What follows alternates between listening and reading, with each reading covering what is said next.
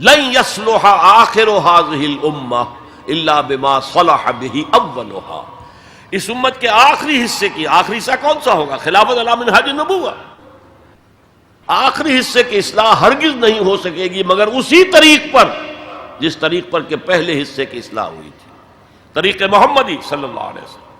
ہم جب دیکھتے ہیں محمد کا نقشہ مکے میں صلی اللہ علیہ وسلم، تو وہ نبی تھا یا نہیں تھا یہ تو علیحدہ ہے، لیکن نبیوں کا سا نقشہ ہے، درویشی ہے،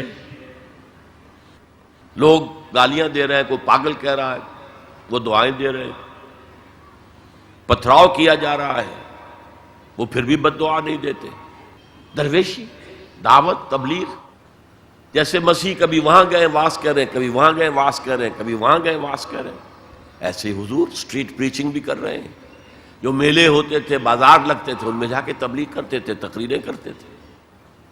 تو یہ نقشہ تو ہے، نقشہ یہ تو ہے، وہ تھے یا نہیں تھے اس کو چھوڑ دو، لیکن یہ نقشہ جو ہے نبیوں کا ہے۔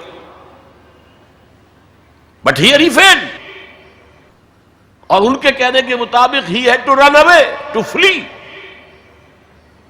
They call it the flight to Medina, ہجرت نہیں کہتے وہ، فلائٹ، فرار۔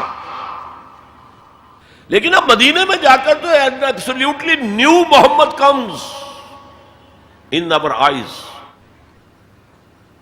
He is the commander of army, he is a statesman, he is the ruler of a government, he is a statesman. There he succeeded. Muhammad failed as a prophet but succeeded as a statesman.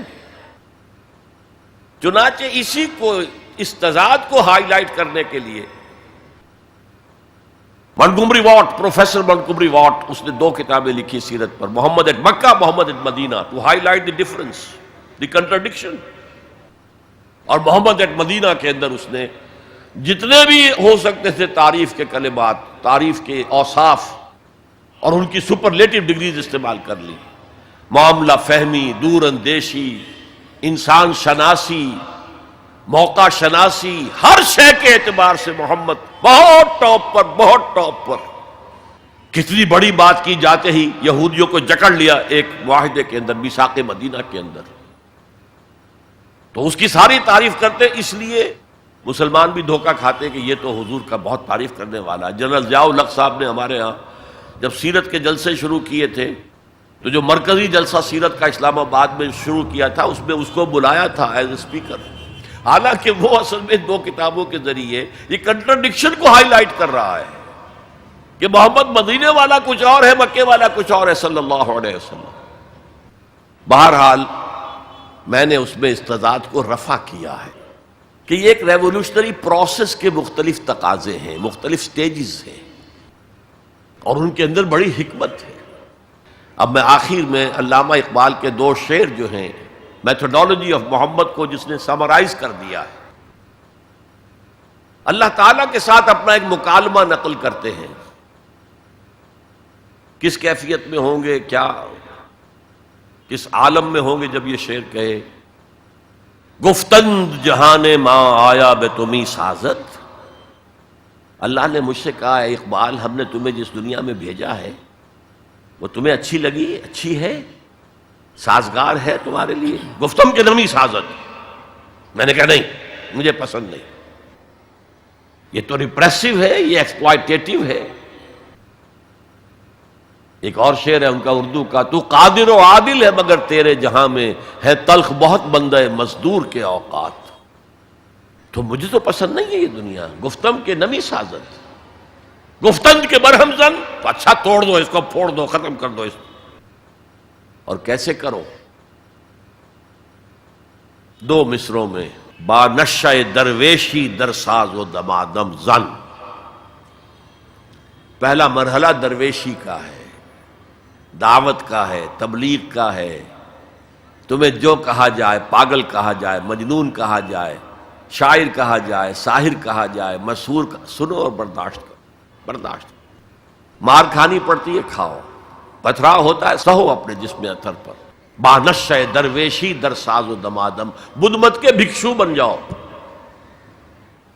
لیکن چوں پختہ شوی جب پختہ ہو جاؤ، تیار ہو جاؤ، معتدب تعداد میں لوگ تمہیں مل جائیں، وہ منظم ہوں، وہ سم و طاعت کی پابندی کرتے ہوں، وہ اپنے وجود پر اپنے گھر میں اسلام نافذ کر چکے ہوں، اگر یہ طاقت حاصل ہو جائے، جو پختہ شوی خود را بر سلطنت جم زن، تو اپنے آپ کو سلطنت جم کے ساتھ ٹکرا دو.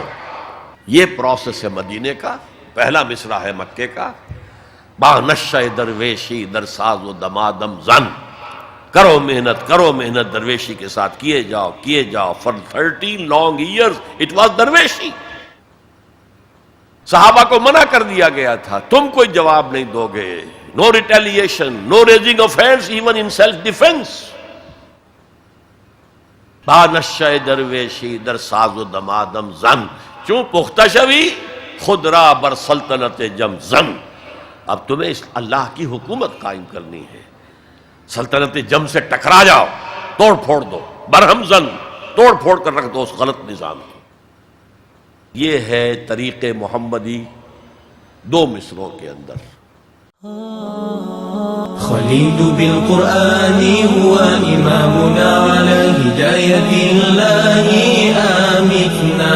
كلام ربنا هدايتنا، عطاء جبريل على رسولنا.